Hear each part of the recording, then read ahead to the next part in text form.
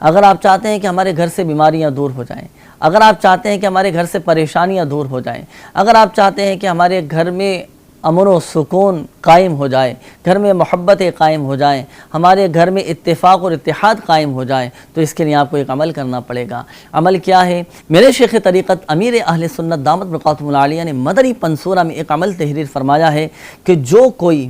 کورے پیالے پر، کورا پیالہ یعنی غیر استعمال شدہ پیالہ یعنی نیا پیالہ،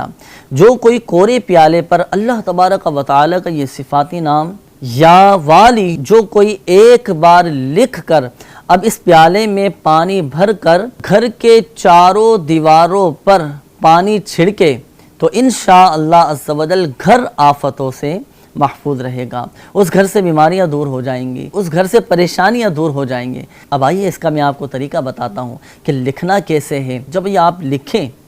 تو کوشش کریں کہ باوضو اللہ تبارک و تعالیٰ کا یہ صفاتی نام لکھیں تاکہ زیادہ برکتیں حاصل ہوں۔ اس میں جو دائرے والا حرف ہے واو،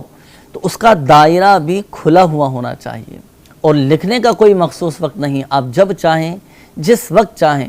لکھ سکتے ہیں، لیکن اگر اچھی نیتیں شامل کر لی جائیں تو انشاءاللہ عز و جل ثواب بھی اللہ پاک کی رحمت سے حاصل ہوگا۔